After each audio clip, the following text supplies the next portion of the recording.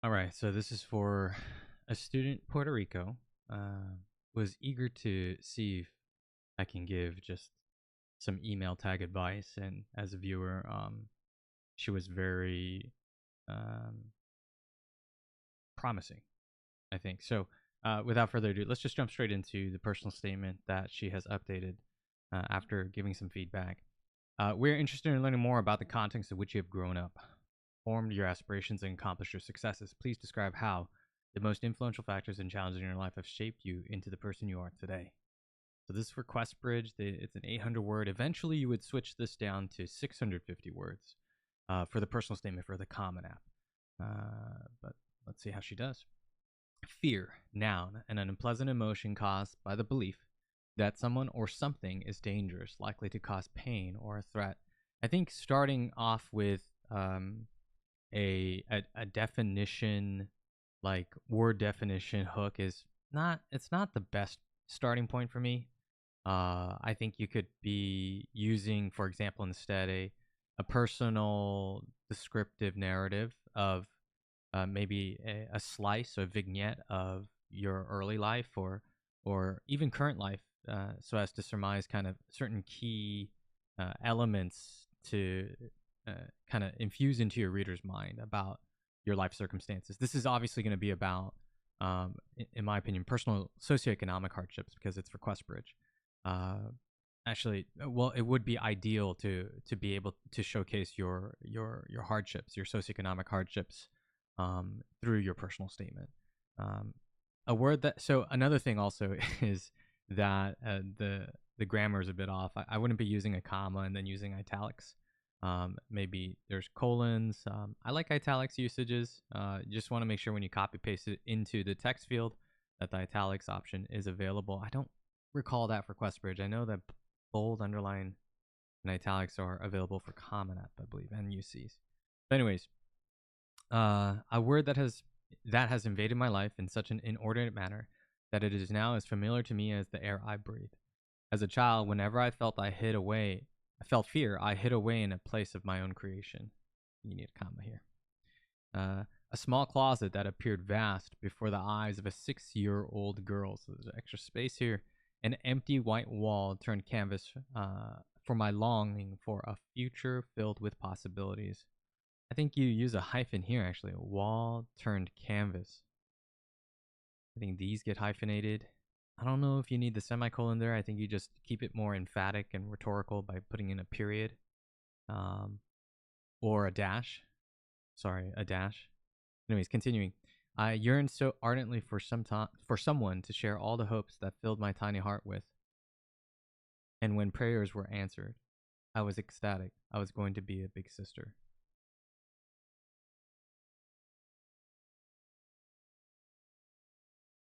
I just feel like that was very disconnected. You're going from, there's a lot of elements being thrown here. You have fear, hiding away in your own creation. That leads me on a different expected thread. Um, Empty white wall turned canvas is very abstract for me at this point. It's not anchored down, so it's a new element that is leading me a different way. I like this. I yearn so ardently for someone to share all the hopes that filled my tiny heart with. That filled my tiny heart with.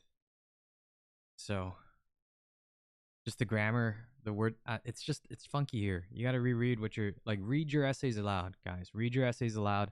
If it doesn't read smoothly, granted, I'm not a great reader, but I yearn so ardently for someone to share all the hopes that filled my tiny heart with. The day my little sister was born should be written in history books as the day the sun rose twice and colors burst to life vividly enough to make artists emulous. It's a new word for me. Uh, Emma was born on October 29th, 2013. I love my parents, but when I held her in my arms, comma, it felt like opening my eyes for the first time. I love how you just threw your parents' love under the bus compared to hers. I'm kidding though, but that's sweet. This is super sweet. Okay, the flow right here is way better. I'm getting a much better visual of you. I just think none of this is really that helpful. So I would actually say the beginning of your essay begins here.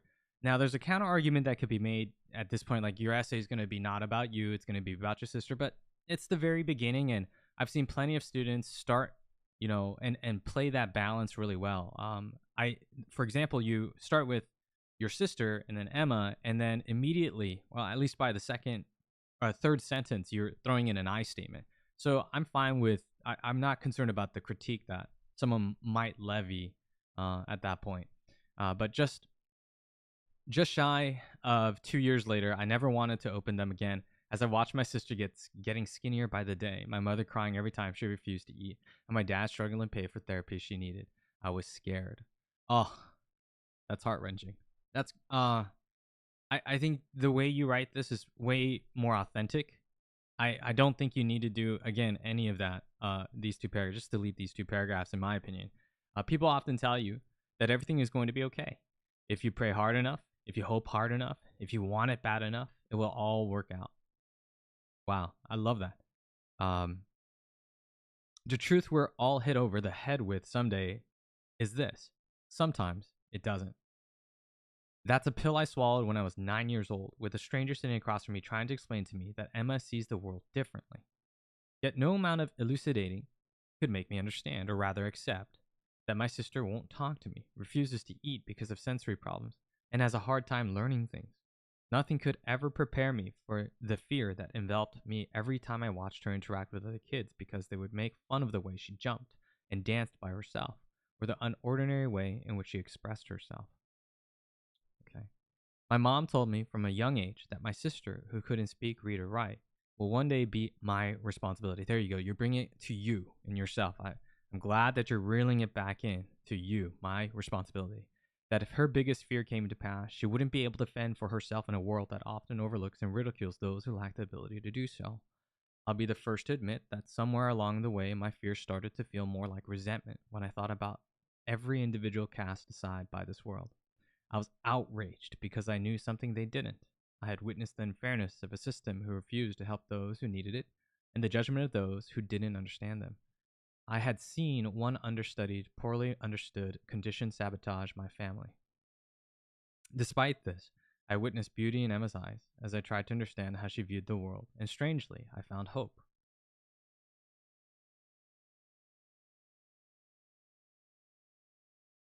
As the words she spoke in a way only we understood brought together my family in laughter. That's beautiful. I wanted people to understand too. Maybe the transition from that word to this the last sentence. I love this sentence though, because you are. I see that you have a deeper kind of purpose in this world. It's great. The place my family will forever call home, the Dominican Republic, could be a scary place. Crime lingers on the streets, hospitals are inadequate, the education system is substandard, tyranny still a fresh wound that bleeds our flag red. Wow.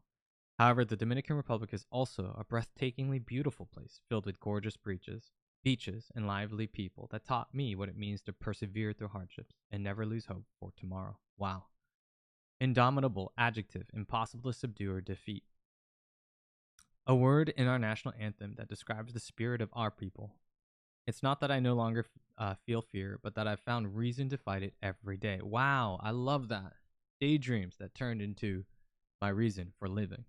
The semicolon usage is a little bit off here. I think you should start learning to use dashes a bit more. I think that is what you're trying to go for. For all the fears that was in my life, I found that, like Kamala Harris would say, in the context of all that has come before me, my story has always been full of hope. From my grandfather, who single-handedly provided for a family of 8 during a time of dictatorship. This is where you semicolon. To my father, who started working at the age of 15 to afford an education. To me, not so little girl who turned a white closet wall into a canvas where so it got a little, so it's going back. Yeah, you're circling back and going back to the hook. I think you just remove this element. Remove this element. You're gonna have a lot more word space, but with that, let me just finish the rest of this essay. As a child, I used to write uplifting messages on napkins every time I went out with my family, leaving them for strangers to find. Okay, this is like this is a beautiful thought, like an imagery in my mind. And a lot of students and even like coaches and writers are compelled to try to create essays where the flow is very connected. A leads to B, leads to C, leads to D. So in this case, we're coming back, for example, to the hook. Another student might then go a bit more. Let's say we get rid of the intro elements and we decide instead to continue on with this concept of hope as we continue, right? So a lot of students will then, in this following sentence, like write something related to hope because, again, they're trying to create a clear line of transition or connection from the previous paragraph. But every now and then I run into like a high level writer or essay, I feel, and they have the comfort to just in the next paragraph, just new line of thought.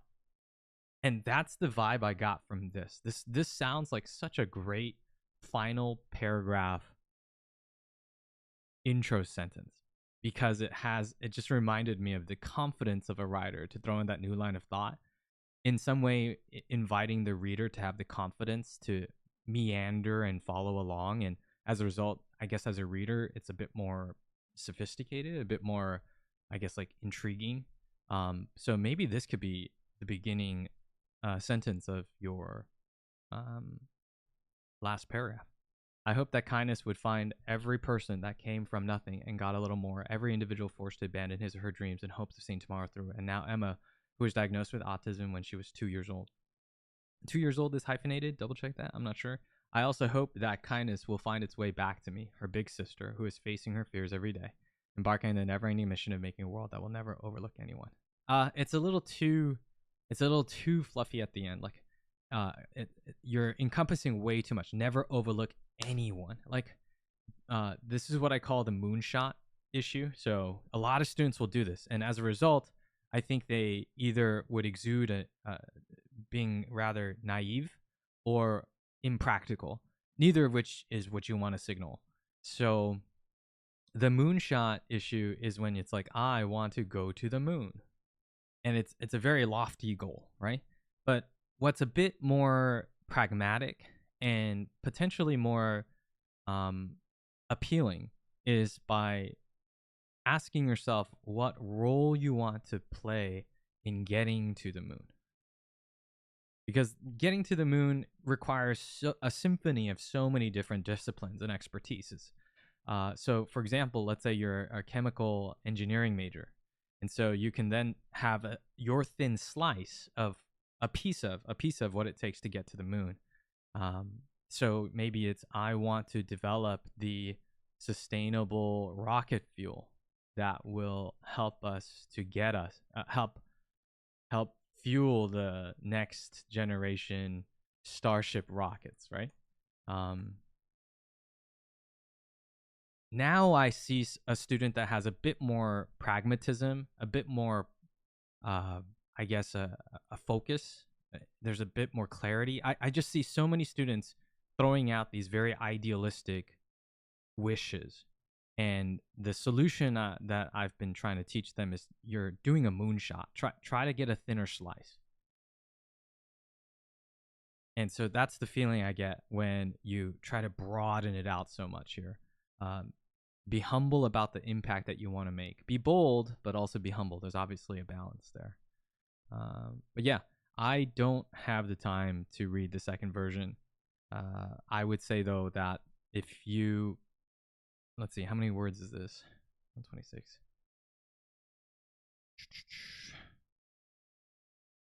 Yeah, you would have about 40 words. I wouldn't feel pushed to saturate it too much.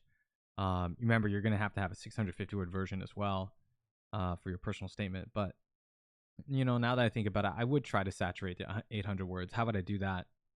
I think I would expand more about your goals today personally and branch it into not just like the advocacy that you have for Emma and the communities as a result of being her bigger sister and guardian protector. You've been introduced to, and I think also you can maybe expand more about maybe your academic interests. You're going to have to write a why major essay for a lot of schools anyway, so don't go too deep into it, but maybe, this big aspect of your life um, could also lead you to sharing a bit of your aspirations. I know that your goals are one day to perhaps go become a representative based on the experiences you've had, right? And be an advocate, but go into policymaking. And these are the dreams that you carry with you, right? I'm not too worried about the political reference there. I think it's fine that students have these kinds of I guess like leadership role models to aspire to follow. Um, it begs the question as to whether you want to be mention anything political in essays. Generally, my answer is no. I just don't think it's necessary. Um, but if you find that kinship, I'm not gonna say no to a student to putting that in. Um, yeah.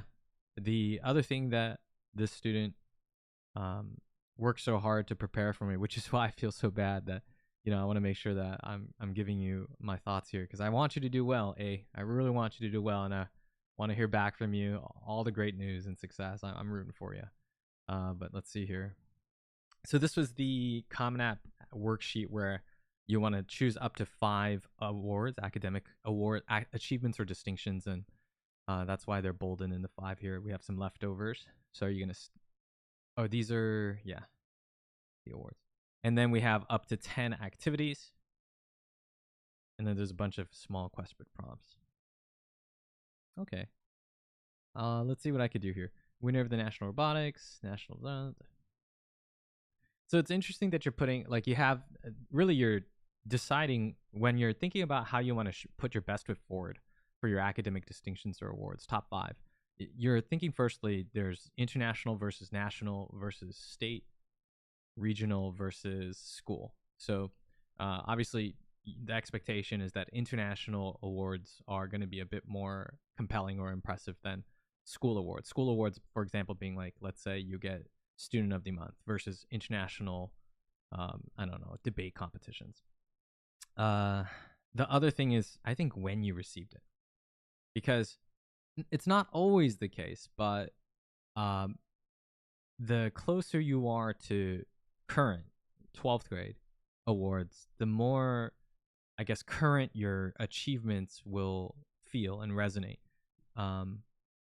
So the fact that it's a 9th grade, but it's national, right, versus an 11th grade, but it's 10th place, you're the winner here. See how there's a little bit of decision making that you're gonna have to do there.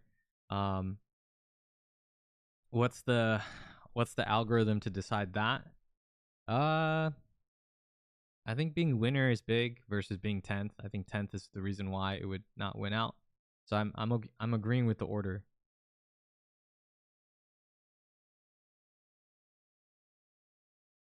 Yeah, I'm agreeing with the order. For the remaining 6, it might be possible to stack them into some of these organization names because you do have I think 100 cc's. I think it's organization title of organization, and so you can stack awards into the title.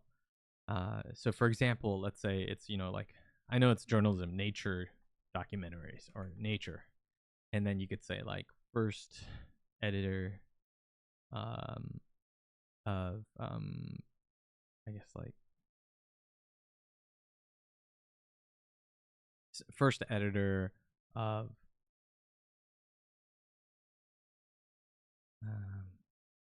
featured something like that.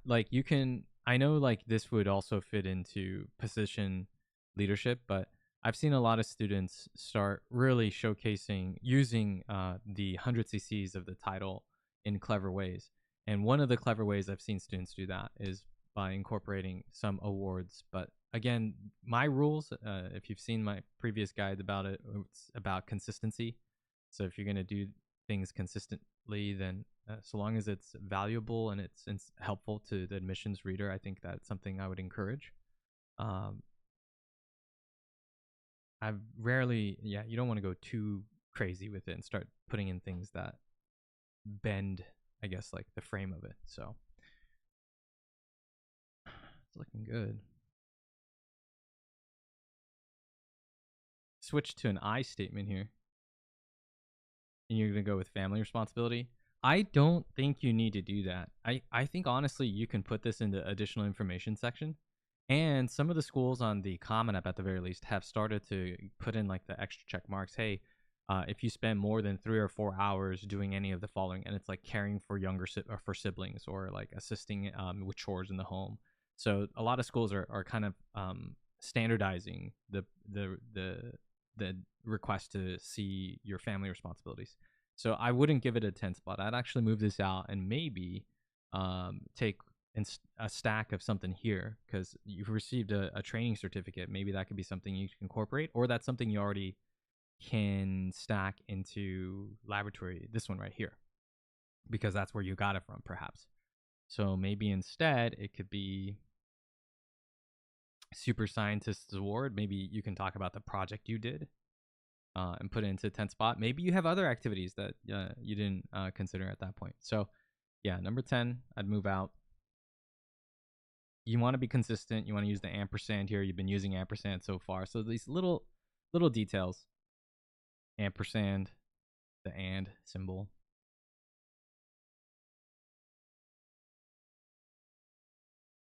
So nice. Make sure that you're trying to max out. I always say try to saturate the 150 cc. I'm going to move on for now.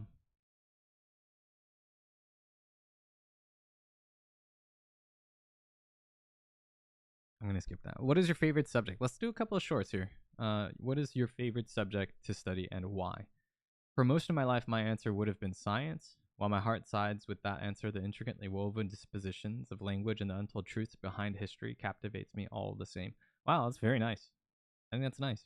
I think you went with a range answer when you shouldn't be answering. But I like that you kind of did something a little bit different there. I would appreciate that. So what are your favorite books and or movies? My favorite book is The Love Hypothesis. I didn't read it. Inspired by the author's life and bestrewed with biology puns. I'm glad that you included that because I didn't read it, and now I get a sense of it. It's great that you incorporated that. It explores the juxtaposition in a young woman's life as she navigates academia, Title IX, and her personal life. No! You continue to explain what the book is, as opposed to instead telling me why it's your favorite.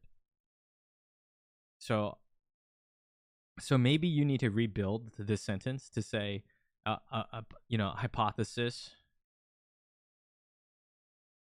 a novel, a novel that explores blah da da da, right?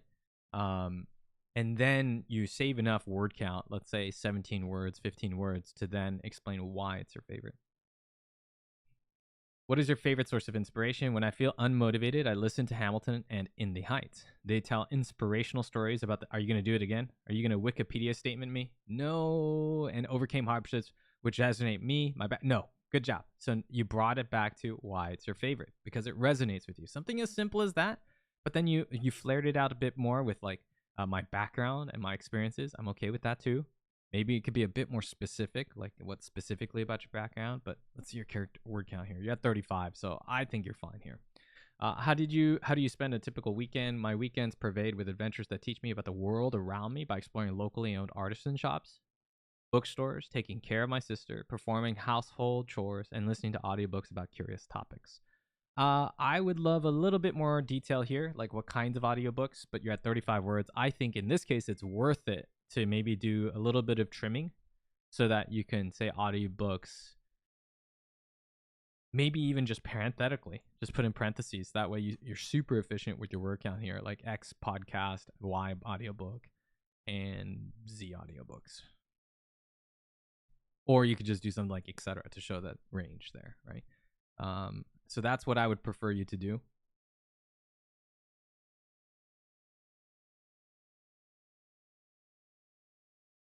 What compliments are you most proud of receiving and who gave it to you? You're strong, simple words, but after moving to different countries, surviving essay, facing discrimination and harassment, hearing them from a woman who has survived that and more, my mom meant the world to me. Wow, beautiful. After a challenging experience, how do you rejuvenate? I like creative writing, watching documentaries, reading books, visiting coffee shops and parks, karaoke nights with my dad, going on walks, self-care nights, and baking. I love that. So authentic. I'm cool with that. And while some may argue that it could be generic, You can argue like, why isn't it more specific, Jay? In this case, I think it was, how do you rejuvenate? I just want an honest answer from you, and that felt honest to me and insightful about like what you actually do. I've found the key to surviving life is romanticizing it. I love that extra addition there. Nice touch, eh? Nice touch. Touche. I love that. Um, what would you contribute to your future college campus community? By contributing conversations about linguistic discrimination, joining cultural identity and exchange organizations, and engaging in international healthcare and education community service. I'd intellectually challenge my professors and peers in the same way they'd challenge me. I don't like the idea that you would intellectually challenge your professors. I feel like that's a little haughty. Maybe be a bit more humble. I think that you could be a bit more specific about what you can contribute to a college campus. For example, your experience in Dominican Republic and maybe some more specific policy interests that are influenced by kind of what you lived through and experienced. It's a bit broad here, and I think instead of putting the intellectually challenge, it's just give me three sociocultural, socioeconomic kind of insights that you can contribute or bring to a campus. Excuse me. Maybe it could be two, and then the last one could be like an academic, specialized curiosity, the specific intellectual curiosity that you would want to kind of that you want to add to the school, not challenge your professors. I didn't like that. Okay.